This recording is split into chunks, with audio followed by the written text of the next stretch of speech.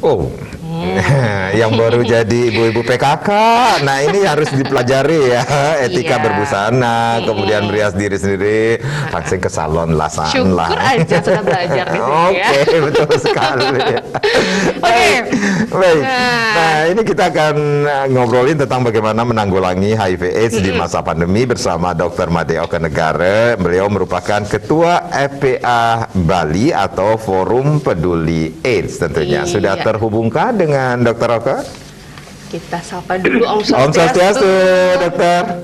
Om Swastiastu, sekarang Mbak Santi. Waduh, semangat banget sekali, dokter Dok. ya. Sehat selalu ya. Iya, sehat selalu, Dokter. pastinya. Baik. Nah dokter gimana nih sekarang kesibukan dok? Kesibukannya kalau udah menjelang bulan Desember ini Iya. kayaknya nggak ada kata kalau nggak sibuk deh. Tapi itu sebenarnya prioritas aja ya. Iya. Oke. Oke. Ini seperti Karang sampaikan tadi ya, Dok ya, tanggal 1 sebulan lagi ya, Iya, kita akan bulan memperingati hari AIDS Ya, dunia jadi ya. Hari AIDS kan di setiap 1 Desember. 1 Desember. Biasanya nggak cuma hari itu sih, sebelumnya atau sesudahnya itu udah apa namanya ya, udah banyak aktivitas pada akhirnya. Oke, Dokter, ini di awal juga saya menyampaikan bahwa ini meskipun virus corona saat ini tengah menjadi sorotan utama, tapi kita masih berjuang kan, Dok, melawan virus mematikan Iya. lainnya, HIV/AIDS seperti itu, Dok? Iya, betul banget. Jadi artinya sebelum pandemi kita masih punya urusan yang cukup sibuk lah gitu ya untuk mengendalikan HIV, karena HIV masih walaupun sudah sejak tahun 87 di Bali sampai dengan saat ini belum tuntas. Tapi dengan masuknya virus SARS-CoV-2 corona ini ya jadi pandemi malah di seluruh dunia dan belum tuntas. Ini juga kita kira punya tantangan lah tentang situasi HIV saat ini begitu, karena suka tidak suka memang fokus semua orang, tidak cuma masyarakat tapi juga pemerintah adalah prioritasnya ke COVID-19 dulu. Syukurnya sih saat ini ya di Bali saat ini dan di Indonesia kabar COVID-19 sudah cukup menggembirakan, tapi jangan senang dulu karena tetangga-tetangga kita juga sebenarnya lagi kalang kabut tuh, Singapura, Malaysia, beberapa negara besar lagi sibuk dengan COVID-19, jadi kita sesungguhnya belum aman. Dan pada akhirnya juga untuk menanggulangi HIV kita perlu benar-benar berkalkulasi dengan baik karena kasusnya masih tetap ada walaupun pandemi orang pada banyak di rumah gitu ya. Gitu. Nah, oke. Nah, terkait dengan hal tersebut, Dok, seperti yang sudah disampaikan sekarang kan lebih banyak fokusnya itu ke COVID-19 gitu ya. Nah, lalu bagaimana sekarang nasib para pengidap HIV/AIDS ini sendiri? Apakah ada penanganan khusus lagi atau seperti apa, Dok? Yang menjadi masalah itu kan sebenarnya mungkin lebih ke awal-awal pandemi ya, karena ketika semuanya berharap semuanya diharapkan di rumah, tidak banyak keluar rumah karena berkumpul, berkerumun itu beresiko, kasusnya juga sedang meningkat pertama apalagi di gelombang awal, kemudian juga sistem kesehatan belum prepare dengan baik semuanya. Pada saat itu yang agak susah karena semuanya serba dibatasi, untuk ketemu juga harus dibatasi. Kemudian kemampuan kita berkomunikasi secara online tidak sebaik sekarang, bukan baik aja ya. Sekarang kan udah menjadi kayak habit ya, sudah biasa banget gitu. Di awal-awal masih ripuh, pakai teknologinya mesti gimana ini gitu. Jadi agak susah pada waktu itu. Apalagi waktu itu juga akses untuk obat yang namanya ARV sempat tersendat gitu, sempat 3 bulan stock out. Ya, sekarang kelihatannya sudah cukup membaik. Penanganan juga membaik. Jadi penanganan yang dengan teknologi digital ini semacam justru pilihan pada akhirnya. Cuma memang kita melihat bahwa harus ada kerja keras juga untuk bisa kembali seperti saat normal. Karena sekarang yang mengonsumsi ARV harusnya rutin, ada juga yang lost to follow up gitu. Entah dia pindah kemana, karena misalnya pada saat level dari pandemi ini naik gitu ke level 3 atau ke 4 kan banyak pembatasan. Ya, jadi mereka yang mungkin bepergian keluar tidak bisa dia ke daerah asalnya untuk mendapatkan ARV di mana dia kemarin mesti mendapatkan ARV, akhirnya pada saat di follow up kok nggak ketemu ketemu juga, pendampingnya juga susah menemukan. Ini yang disebut kategori lost to follow up, dan ini cukup ada. Kemudian walaupun misalnya ini orang diharapkan di rumah, interaksi di luar rumah kurang, itu kemarin-kemarin ya, sekarang kan sudah mulai lebih terbuka, lebih mendekati seperti normal. Itu juga kasus-kasus HIV yang baru itu tetap muncul begitu, tetap ada begitu ya. Jadi walaupun di rumah nggak kemana-mana, peluang orang untuk melakukan hubungan seksual beresiko tetap ada. Di Bali saja saat ini jumlah orang dengan HIV baru sampai dengan sekitar bulan apa ini ya, sekitar bulan anggap trimester pertama itu ada 371 kasus baru. Dan kita sudah tangkap, dalam tanda petik ditangkap untuk mengonsumsi ARV dari 371 itu ada 298, cukup tinggi juga sebenarnya. Walaupun masih harapannya sih bisa semuanya mengonsumsi ARV. Artinya ada kasus baru loh ya, itu juga menandakan bahwa ini ada pekerjaan besar juga. Kita belum selesai dengan HIV ini, karena targetnya kan ada yang disebut dengan 000 nanti di 2030. Zero dari kasus HIV positif, begitu salah satunya. Gitu. Baik, dokter, berarti untuk mereka yang tengah mengkonsumsi ARV ini sendiri, keberadaan stok ARV berarti ketersediaan ARV cukup untuk daerah Bali sendiri, dok. Di saat pandemi ini. ARV sekarang udah lancar ya. Udah lancar. Iya. Walaupun mungkin ada tersendat, mungkin tidak sampai lama. Itu lebih kepada distribusinya yang mungkin ada sedikit masalah, bukan masalah global, bukan masalah di Indonesia, mungkinnya masih daerah per daerah saja gitu. Syukurnya masih bisa di cover lah ya untuk yang kebutuhan mengkonsumsi ARV. Jadi untuk saat ini tidak perlu khawatir lah ya, untuk ARV sendiri masih cukup aman. Nah, kemarin kan sempat tersendat begitu ya untuk ARV-nya sendiri. Di awal-awal itu. Awal-awal pandemi itu gimana, dok, untuk para solusinya bagi mereka yang mengkonsumsi ARV itu sendiri, dok? Iya, pada akhirnya memang ada yang putus obat jadinya. Jadi putus obat? Karena suka nggak suka kan memang kita menunggu akhirnya. Itu permasalahannya di mana sih, dok, saat yang kemarin itu yang stock out itu. Iya. Karena begini, situasi ARV ini kan masih gratis ya. Jadi untuk ARV lini pertama, mereka yang misalnya kita lihat dari dampingan atau edukasi atau dari kesadaran mandiri merasa diri beresiko. Beresiko itu artinya mungkin pernah melakukan hubungan seksual dengan yang diduga pengidap HIV, atau mereka yang memiliki perilaku yang gonta-ganti pasangan seksual, juga tidak menggunakan kondom gitu misalnya. Jadi kan masuk beresiko. Akhirnya dilakukan VCT namanya, untuk konseling dan testing. Nah, kalau ketahuan dia positif, berarti segera kita akan berikan ARV, kan begitu kondisinya.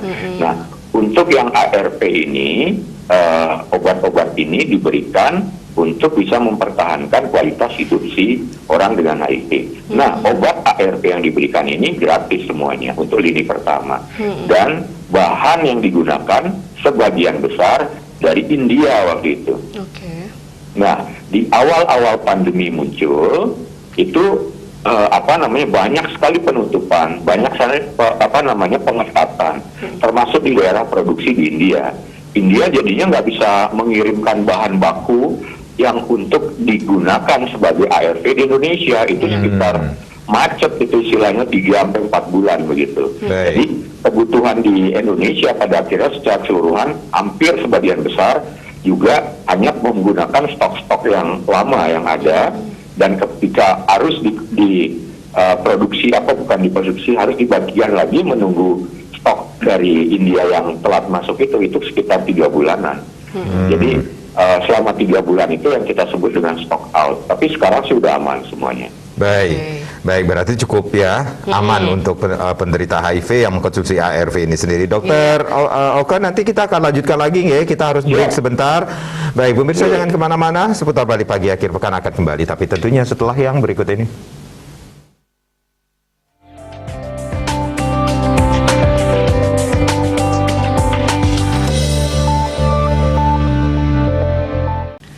Oke, kita kembali lagi ya untuk membahas tentang topik kita kali ini, yaitu adalah menanggulangi HIV/AIDS di masa pandemi. Masih bersama Dokter Oka ya. Halo dok. Iya, halo. Oke, masih ya. Dr. Oka juga merupakan seorang akademisi sekaligus Ketua Forum Peduli AIDS Bali tentunya ya. Iya, baik dok. Ini kita lanjutkan kembali Iya. dok tentang pembahasan Iya. kita. Nah, ini tentang menanggulangi HIV/AIDS di masa pandemi ini sendiri. Nah, ini terkait dengan HIV dan juga COVID-19. Bagaimana dengan orang dengan HIV/AIDS ini yang kemudian juga tertular COVID-19, dok? Apakah ada penanganan khusus ataukah itu membuat memperparah kondisi seperti itu, dok? Oh, begini. Dulu sebenarnya ada kekhawatiran berlebihan ketika COVID-19 dihubung-hubungkan dengan mereka yang memiliki daya tahan tubuh lebih rendah, itu akan menjadi gejala berat bahkan fatal begitu ya. Tapi kenyataannya kita lihat di lapangan adalah dengan harapan ketika mereka yang sudah HIV kemudian mengonsumsi ARV, rupanya itu akan ada sedikit tambahan perlindungan begitu ya. Jadi ada tambahan perlindungan dalam arti satu, selama yang mengidap HIV ini sudah mengonsumsi ARV yang juga antivirus, ternyata dia memiliki cukup proteksi dari beberapa penelitian dan realitanya begitu. Jadi justru ada semacam blessing in disguise pada mereka, orang dengan HIV yang mengonsumsi ARV jadi jauh dari akan menjadi berat. Artinya kemungkinan untuk tertularnya sama saja, tetapi untuk menjadi berat atau dia fatal itu ternyata memiliki peluang yang lebih kecil. Tetapi buat orang-orang dengan HIV yang tidak mengonsumsi ARV, nah ini yang kemudian mungkin akan masuk ke dalam mereka lebih beresiko untuk menjadi berat jika ternyata terpapar atau terinfeksi virus corona atau SARS-CoV-2 gitu. Nah, jadi kita sangat mengharapkan kemudian mereka-mereka yang orang dengan HIV jangan kemudian berhenti mengonsumsi ARV-nya, karena ARV di samping memproteksi dirinya untuk tetap memiliki kualitas hidup yang baik, jadi level virus atau jumlah virus HIV di darahnya itu bisa ditekan, jadi bisa beraktivitas dengan lebih baik. Dia juga memiliki proteksi dari severity atau misalnya kalau kena COVID menjadi tidak lebih parah begitu. Itu yang diharapkan. Dan mereka-mereka yang sekarang sudah paham ini dengan HIV, orang-orang dengan HIV menjadi malah istilahnya tidak takut seperti sebelumnya bahwa kalau nanti kena COVID jangan-jangan bisa lebih parah. Jadi mereka sudah pada saat misalnya mendapatkan ARV-nya itu kan diedukasi ya, pada akhirnya juga nanti memahami bahwa mereka sama saja dengan yang lain, bahkan lebih terproteksi. Jadi diharapkan justru yang kita jadi titik masalahnya saat ini adalah mereka yang belum tes tapi sudah HIV itu banyak ya. Jadi kita masih memiliki masalah dengan fenomena gunung es. Artinya mereka yang sudah diperiksa tercatat mengonsumsi ARV itu adalah yang memang sudah datang untuk memeriksakan diri, sudah memastikan status HIV-nya. Tetapi di lapangan masih cukup banyak mereka yang beresiko jangan-jangan sudah terinfeksi tetapi ternyata tidak tahu status dirinya karena tidak melakukan pemeriksaan. Nah, yang ini kalau misalnya terinfeksi COVID-19 menjadi COVID-19 yang mungkin memiliki potensi menjadi lebih berat. Gitu. Itu yang kita coba highlight. Ya, dokter, berarti apakah ARV ini juga bisa dapat digunakan untuk melawan COVID-19 karena ARV juga adalah obat atau antivirus seperti itu, dok? Sampai saat ini karena COVID-19 penyebabnya kan virus, kemudian beberapa rekomendasi penelitian adalah diberikan antivirus. Jadi ada beberapa tipe atau jenis antivirus yang diberikan kepada pengidap COVID-19, ternyata juga itu bisa digunakan pada mereka untuk yang HIV sebagai ARV gitu. Nah, cuma memang tidak bisa disamakan kemudian. Udah minumin ARV-nya yang HIV untuk yang COVID nggak selalu bisa begitu. Jadi ada beberapa jenis yang digunakan, tapi ada khusus memang digunakan untuk COVID-19. Oke, jadi tidak semuanya banyak ya? Soalnya banyak ragamnya antivirus ini. Ya. Oke, jadi kalau ARV ini sendiri memang untuk saat ini dikhususkan untuk HIV/AIDS ini dulu ya dok ya. Oke, baik. Nah kemudian untuk COVID-19 sendiri ini kan sekarang lagi digencar-gencarnya adalah vaksinasi begitu ya. Nah ini untuk vaksinasi sendiri untuk orang dengan HIV/AIDS itu bagaimana dok? Apakah memang langsung sudah diperbolehkan atau ada syarat-syarat tertentu? Sudah. Jadi posisinya sekarang orang dengan HIV sama saja dengan orang umum. Ya, jadi kita lihat apakah pada waktu dia mengidap HIV saat ini, kemudian minum ARV dan lainnya, apakah ada penyakit penyerta lainnya, itu aja pertimbangannya.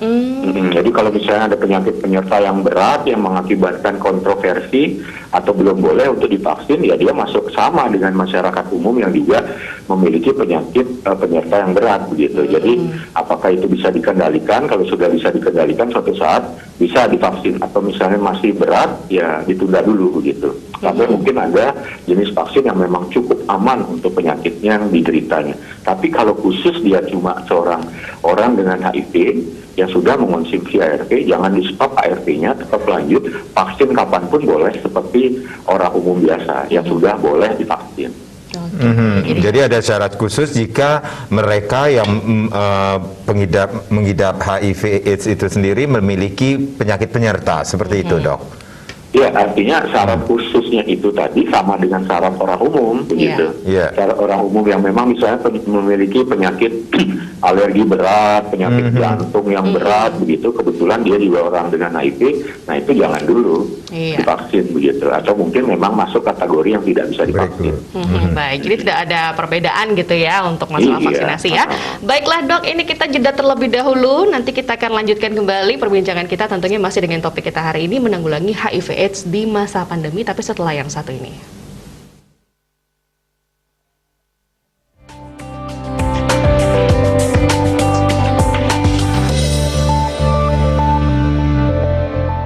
Ya, kita masih di seputar Bali Pagi akhir pekan, masih bersama Dr. Made Oka Negara. Beliau merupakan Ketua Forum Peduli AIDS Bali, yang sekaligus kita akan ajak lagi berbincang-bincang mengenai bagaimana menanggulangi HIV/AIDS di masa pandemi. Kita masih terhubung dengan Dr. Oka. Dok, masih dokter. Dok, tadi dokter di awal menyebutkan nih dalam situasi saat ini harapannya adalah dengan triple zero. Nah, ini apa yang dimaksud dengan triple zero itu sendiri, dok? Ya, jadi sebenarnya kita punya target itu di 2030 itu ada yang disebut dengan triple zero. Triple zero itu artinya adalah zero dari new HIV infection, atau nggak ada kasus baru lagi. Zero yang kedua itu nggak ada lagi kematian yang berkaitan dengan AIDS ya, jadi zero AIDS related death. Kemudian zero yang ketiga itu adalah zero discrimination, jadi tidak ada lagi diskriminasi bagi orang dengan HIV. Itu harapannya di 2030, tetapi kelihatannya dengan kalau pandemi ini juga masih seperti ini cukup panjang, nah mungkin ada beberapa target yang perlu kita riset dari rencana di 2030 ini. Memang untuk mencapai itu kita melakukannya dengan penanganan HIV itu dengan misalnya adalah triple 90 ya. 90% ODA orang dengan HIV itu harus kita sampai tahu status HIV-nya. Kemudian 90% ARV itu sudah diberikan kepada mereka yang sudah positif, dan 90% ARV itu sudah tersupresi. Artinya 90% ARV yang sudah mendapatkan manfaat, jadi orang yang mengonsumsi ARV menjadi kelihatan sehat. Tapi di 2024 nanti itu targetnya masih bukan 90, tapi 60 baru nanti meloncat di 2030. Harapannya seperti itu bisa semuanya tercapai jika tadinya tidak ada pandemi ya, karena dengan harapan semua kegiatan-kegiatan penanggulangan itu berjalan dengan lancar. Tetapi memang fokus kita saat ini adalah yang menjadi masalah di HIV ini adalah kasus penularannya masih cukup tinggi di aktivitas seksual, hubungan seksual ya. Kalau dulu kan sempat narkoba, kalau narkoba kita mungkin sudah cukup bisa kendalikan. Nah, dari persoalan yang masalah besar dari hubungan seksual itu, yang paling tercatat nomor satu itu adalah masih banyaknya mitos yang beredar. Yang kedua, penolakan orang terhadap kondom gitu ya. Apalagi sekarang edukasi juga menjadi susah karena tidak bisa Tapi ada tantangan juga ke depannya dengan teknologi digital serba online, kita bisa juga punya peluang untuk melakukan edukasi. Yang kita temukan saat ini di beberapa saat belakangan adalah masalahnya itu dia. Ternyata akses penggunaan kondom menjadi lebih lemah seperti sebelumnya. Padahal hubungan seksual berisiko tetap berjalan. Kemudian ini mereka yang datang untuk memeriksakan dirinya, kemudian menjadi ada masalah sedikit karena ada sedikit masalah di regen. Regen itu regen untuk bahan obatnya, bahan untuk mengetes laboratoriumnya. Itu sempat ada terlambat juga ini di beberapa saat ini. Nah, kemudian kita temukan juga ini kasus-kasus kehamilan tidak diinginkan pada remaja selama masa pandemi belajar dari rumah ini, dan itu bisa cukup berpotensi juga kalau ada kehamilan pada remaja, jangan-jangan juga ada infeksi menular seksual meningkat, jangan-jangan juga ada HIV di situ yang meningkat. Karena memang ada sedikit related hubungan yang berisiko pada anak muda ini. Karena kita lihat data-data yang masih muncul, itu data-data yang terbanyak dari mereka yang HIV baru adalah tercatat di usia 20 sampai 29, itu artinya perilakunya kemungkinan sebelumnya. Nah, itu yang menjadi tantangan kita saat ini sebenarnya. Oke, jadi cukup banyak ya tantangannya saat ini ya dok ya. Nah, apalagi dokter ini sebagai ketua dari Forum Peduli AIDS Bali tentunya mempunyai harapan-harapan ke depannya. Nah dok, apa saja sih harapannya dokter sebagai ketua FPA Bali dok? Ya, harapan kita adalah yang pertama, setiap orang, setiap lembaga, bahkan masyarakat maulah untuk melakukan pola hidup sehat, ya, pola hidup sehat semuanya itu, termasuk pola hidup sehat adalah pola relasi dalam melakukan aktivitas seksual, ya. Kita punya prinsip yang namanya pencegahan ABCDE. ABCDE itu artinya yang satu, A itu abstinence. Abstinence itu jangan dulu berhubungan seksual. Ini kita berikanlah edukasi ini kepada seluruh lapisan anak-anak muda, remaja yang belum menikah. Khusus mereka yang sudah punya pasangan, sudah berhubungan seksual, itu tetaplah pilih yang B, be faithful, saling setia. Tapi untuk yang beresiko harus pilih yang C, kondom. C itu kondom, karena jangan sampai berenang terjun ke laut tapi nggak ngerti caranya berenang begitu ya.